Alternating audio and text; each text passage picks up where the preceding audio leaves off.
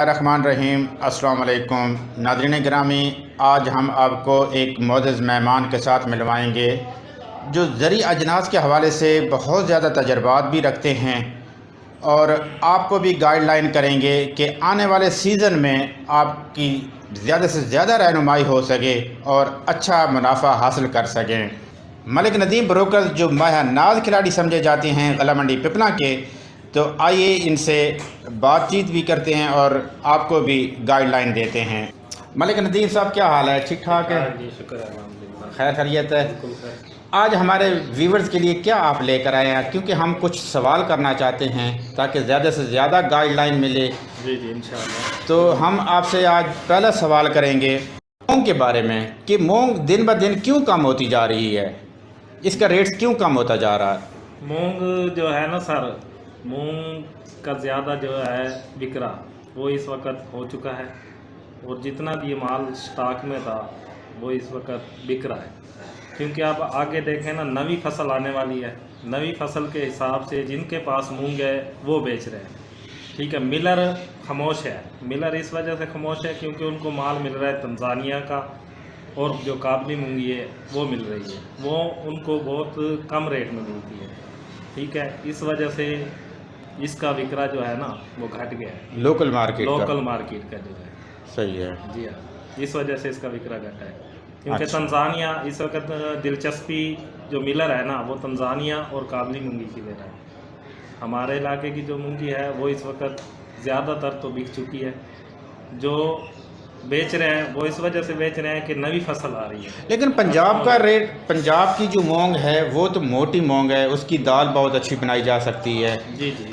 तो तंजीनिया या काबली मूंग का अगर हम जैसे कि आप जिक्र कर रहे हैं तो वो तो बरीक है माल, उसकी दाल तो नहीं बनती। मिलर जो है ना सर, वो हमारे जो माल है ना इलाके के, पंजाब का जो माल है वो उसमें मिक्स करके उसको चला रहा है, क्योंकि वो मिक्स होगी तो वो चलती है। लेकिन ब्रोकर साहब, मिक्सिंग पे पाबंदी भी तो है।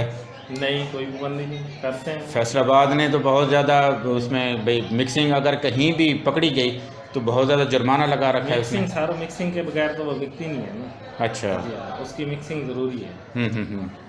यहाँ पे होल्ड करना चाहिए या नहीं? जो हालात हैं मेरे हिसाब से तो मूंगी अब बेचनी चाहिए, क्योंकि आने वाले दिनों में जो है वो आड़ू मूंगी की आमदन हो जाएगी। या अलीपुर जतोई ये इलाके तकरीबन 5 से 6 महीने तक ये 5 से 6 महीने तक ये माल की आमदन हो जाती है उधर। उधर से फिर माल चलना शुरू हो जाता है, तो वो माल मिलते हैं उधर से, ठीक है। अभी मूंगी का है, मूंगी के दिन हैं, मूंगी अभी होल्ड करनी चाहिए तकरीबन तीसरे और चौथे महीने तक, उसके बाद वो सेल करनी चाहिए। जी। तो हाड़ू मूंग का आप जैसे कह रहे हैं, हाड़ू मूंग कितने % काश्त होगी? हाड़ू मूंगी तकरीबन होती है 10 से 15%। अच्छा, इसका असर पड़ सकता है मार्केट पे? इसका कोई असर नहीं होता इतना। अच्छा। असर पड़ता है अलीपुर जिस वक्त शुरू होता है ना, अलीपुर जतोई ये इलाके शुरू होते हैं, उस वक्त इसका असर पड़ता है। तो इसका असर पड़ सकता है, पड़ सकता है। मतलब एक जनूबी पंजाब की तरफ। जी, जनूबी पंजाब की तरफ। सही। तो बखर में जो है, बखर मार्केट ये किस तरीके से सेल करते हैं? बखर मार्केट में अगर हम माल सेल करते हैं ना तो इनका अपना रूल है। जैसे कि फैसलाबाद हम बेचते हैं, यानी कि 10% हमने बेची है परसेंटेज के हिसाब से। बखर का भी यही रूल है। अच्छा। यानी कि उनका डिफरेंट 100 रुपये ज़्यादा होता है बखर का, और फैसलाबाद 100 रुपये घाट होता है, ठीक है। किराए की वजह से उधर घाट होता है, इधर किराया कम लगता है, इधर 100 रुपये ज़्यादा होता है।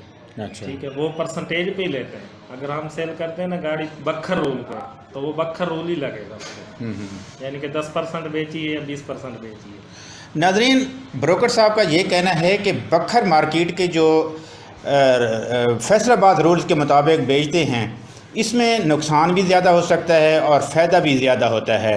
तो आगे चलते हैं कि किसान हो या स्टॉकिस्ट, मौका पे सेल करनी चाहिए या फैसलाबाद रूल या बखर रूल्स के मुताबिक बेचनी चाहिए? किसान जो है ना जी, किसान को मार्केट में बेचनी चाहिए, क्योंकि हमारी जो मंडियाँ हैं, मार्केटें हैं, किसान को मार्केट में बेचनी चाहिए। उसको उसका ज़्यादा फायदा है, ज़्यादा फायदा उसको रेट अच्छा मिलेगा। ठीक है, उसको बहुत अच्छा रेट मिलता है किसान को, क्योंकि हर कोई ख़रीदार होता है मार्केट में। जी जी, मार्केट में हर कोई ख़रीदार होता है, उसके मुताबिक उसको अच्छा रेट मिलता है। सही है। और स्टॉकिस्ट को? स्टॉकिस्ट जो है ना, स्टॉकिस्ट जो है ज़मींदार, तो उसको यानी कि मार्केट में बेचना चाहिए। और जो है दुकानदार हैं वो तो फैसलाबाद, सरगोदा या बक्खर, उनको इधर बेचना चाहिए। ब्रोकर साहब, यहाँ पे एक खदशा ये है कि वहाँ पे जितना वटा लगाया जाता है तो स्टॉकिस्ट इतनी सफाई से वहाँ पे माल नहीं पहुँचाते, तो इसका फिर क्या? स्टॉकिस्ट जो है ना सर, स्टॉकिस्ट को चाहिए वो मार्केट में सेल करे। ठीक है, स्टॉकिस्ट उसको अच्छा रेट मिलता है। अच्छा। जो दुकानदार खरीदेगा वो दुकानदार मीन के जो मुताबिक ही लेगा। आड़ती हजरात हैं? जो आड़ती हजरात हैं, ठीक अच्छा। है, वो अगर मार्केट के बेचें, मार्केट में जो यानी कि बोली पे बेचते हैं उस पे बेचें तो उस पे अच्छा रेट मिलता है। अगर स्टॉकिस्ट दुकानदार को देगा तो वो परसेंटेज निकाल के लेगा, उसका वो फिर रेट बनाएगा परसेंटेज के साथ। नाज़रीन, ब्रोकर साहब का ये कहना है कि आड़ती हजरात ओपन बोली पे लेकर फिर ओपन बोली पे ही सेल करें तो इसमें बचत नहीं है। इसमें किसान या स्टॉकिस्ट को तो बचत हो सकती है, लेकिन आड़ती हजरात को कभी भी बचत ओपन बोली पे नहीं होती। वो सरगोदा रूल्स या बखर रूल्स के मुताबिक ही सेल करें। नदीम साहब, हमें गन्नम के बारे में बताएं, क्योंकि नया सीज़न शुरू होने वाला है, तो अब इसका गवर्नमेंट क्या रेट दे रही है? गवर्नमेंट को चाहिए, एक तो गवर्नमेंट को गरीब को भी देखना है, क्योंकि गरीब गंदम जो है वो गरीब की पहुंच से दूर है। ठीक है, किसान को अगर रेट नहीं मिलेगा तो किसान फसल दोबारा नहीं लगाएगा, क्योंकि अब खाद का रेट देख लें। खाद 1200 रुपये थी, यूरिया 1200 से वो 4000 रुपये चली गई है। डीएपी देख लें, डीएपी 4000 से 4000 से वो 13000 रुपये चली गई है। अगर किसान को रेट नहीं मिलेगा वो गंदम नहीं काश्त करेगा। ठीक है, तो हुकूमत को चाहिए कि आप उनको रेट दें 12,000, 11,500 से 12,000 रुपये। और उनको ये भी चाहिए कि आने वाले दिनों में जो है ना उनको सब्सिडी दें, आवाम को रिलीफ दें।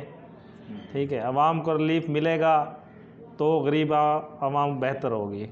बहरहाल ब्रोकर साहब, जो सोचने वाली बात है ये तो नामुमकिन मुझे नज़र आ रही है।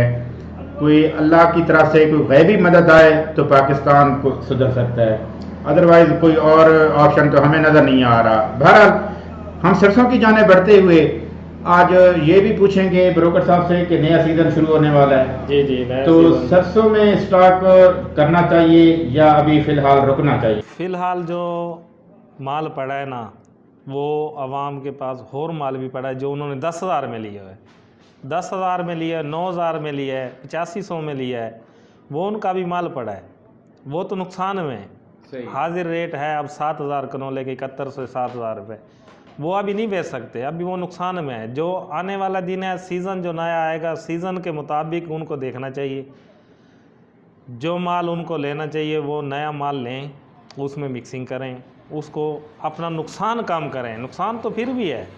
इतनी इन्वेस्टमेंट होगी कि जनाब और माल ख़रीद करके मिक्स किया जाए? सर उसमें से उनको देखना चाहिए, अगर उनके पास है 500 मन, उसमें से वो 200 मन बेचें, 200 मन बेच के नया माल ख़रीदें, नया माल ख़रीद के उसको मिक्स करें, मिक्स करके उसका जो है ना पड़ता वो नीचे ले आएँ।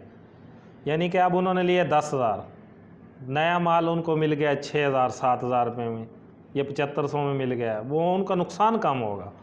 नुकसान तो फिर भी होना है, उनको नुकसान कम होगा।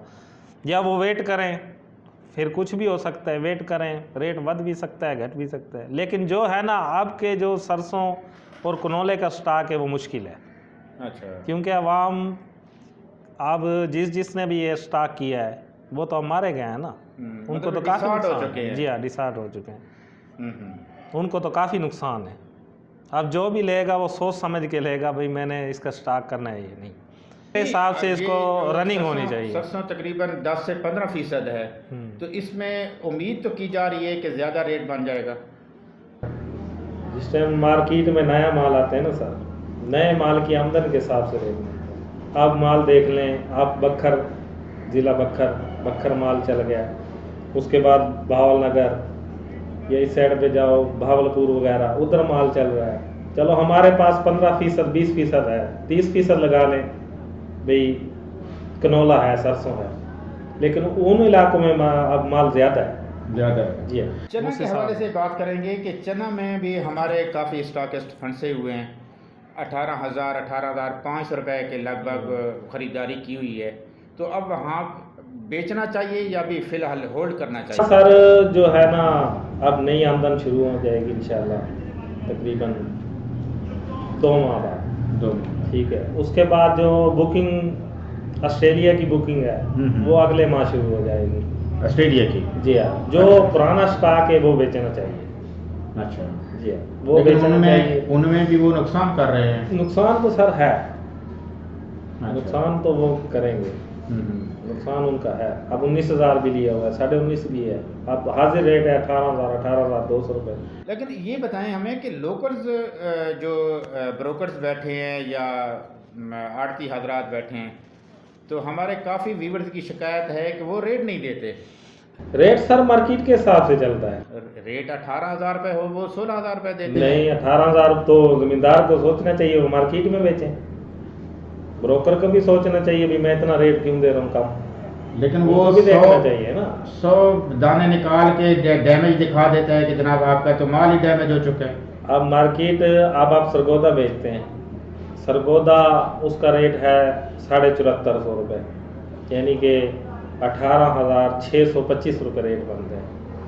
तो जो दुकानदार लेगा वो 18,000 18,200 वो देख के लेगा। अगर जो हल्का है उसको तो हल्का रेट बनता है, जो अच्छा है उसका मैं आपको रेट बता रहा हूँ 18,200 अब हाजिर रेट है।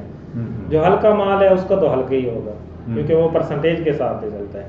चलो इसी के साथ हम आपसे इजाज़त लेंगे। नाज़रीन गिरामी, उम्मीद है कि आपको बहुत सारी बातों का इल्म भी हो चुका होगा और हमें गाइडलाइन भी मिली है। उम्मीद है कि आप इसे फ़ायदा उठाएंगे। जो आपने कोई क्वेश्चन करना हो तो आप कमेंट्स के ज़रिए हमें क्वेश्चन भी कर सकते हैं, ताकि उसका जवाब भी आपको बाखूबी दे सकें। इसी के साथ हम आपसे इजाज़त चाहेंगे और नदीम ब्रोकर साहब का भी शुक्रिया अदा करते हुए इनसे इजाज़त लेंगे। Thanks for watching. अल्लाह हाफ़िज़।